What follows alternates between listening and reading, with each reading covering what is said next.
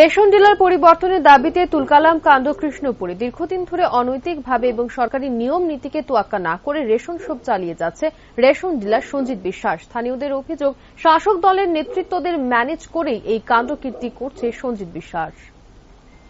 Dealer পরিবর্তনের দাবি নিয়ে উত্তেজনাকর পরিস্থিতির সৃষ্টি হয় তেলিয়ামুড়া মহকুমাধীন কৃষ্ণপুর বিধানসভার অন্তর্গত 22 নম্বর রেশন শপে। দীর্ঘদিন ধরে রেশন ডিলার সরকারি নিয়ম কানুন না মেনে সাধারণ ভোক্তাদের বঞ্চিত করে চলেছে। তাই সাধারণ ভোক্তাদের অভিযোগ হচ্ছে রেশন শপের মধ্যে নিরন্তরভাবে দুর্নীতি করে চলেছে সঞ্জিত বাবু। দপ্তরের নির্দেশকে তোয়াক্কা না করে সময় মতো দ্রব্য সামগ্রী সরবরাহ না করার অভিযোগ রয়েছে সংশ্লিষ্ট রেশন ডিলারের বিরুদ্ধে। দিনের পর দিন অভিযোগগুলো পুঁজিভূত হতে থাকলেও শাসক দলের একাংশ নেতৃত্বের সাথে গোপন বোঝাপড়ার মধ্য দিয়ে রেশন ডিলার তার অবৈধ কার্যকলাপ জারি রেখেছে। এমনই অভিযোগ শাসক দলের একাংশ কর্মী ও সাধারণ ভোক্তাদের। বুধবার স্থানীয় বাসিন্দারা সম্মিলিতভাবে এই সমস্ত দুর্নীতির প্রতিবাদে রেশন শপে গিয়ে হামলে পড়ে এবং জোরপূর্বক রেশন ডিলার সঞ্জিত বিশ্বাসকে সাদা কাগজে স্বাক্ষর করার জন্য চাপ দিতে থাকে।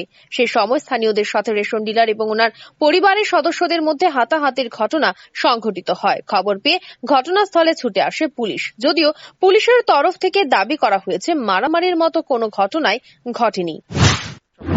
সমস্যাটা হলো এখানে যে বর্তমানে আমাদের বালুচরা যে রেশন শপ, এই রেশন শপটা একজন ডিলারের আন্ডার আজকে প্রায় 40-50 বছর ধরে চালিত।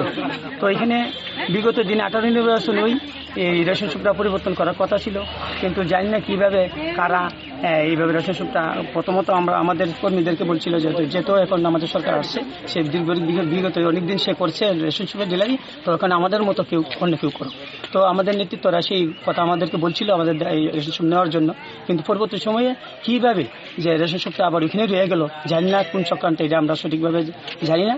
তো এখানে পরবর্তী সময় অনেক কিছু আমরা শুনছি যে কিছু না কিছু এখানে আর্থিক লেনদেন হয়েছে। আচ্ছা, তো কাদের সঙ্গে আর্থিক লেনদেন?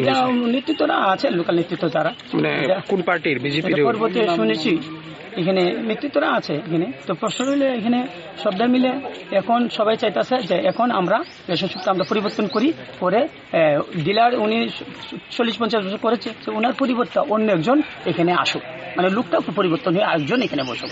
আর ওনার ব্যাপারে আমাদের দলীয়ভাবে চিন্তাধারা আছে, যেহেতু উনি রেশন শপটা চালিয়ে ওনার পরিবার প্রতিপালন করতেন, যে পরবর্তী সময়ে ওনার জন্য আমরা দলীয়ভাবে কোনো কিছু করা যায় কিনা এই সিদ্ধান্ত। এখন কি রেশন শপ ভালোভাবে চলতেছে না? ভালোভাবে চলতেছে না, একটা পাইলে একটা পাওয়া যায় না, সবসময় মাল পায় না। এদিকে গোটা বিষয় নিয়ে সংশ্লিষ্ট রেশন ডিলারের দাবি হচ্ছে যদি প্রশাসন ওনাকে সরিয়ে দেন তিনি নির্দ্বিধায় রেশন ছেড়ে দেবেন।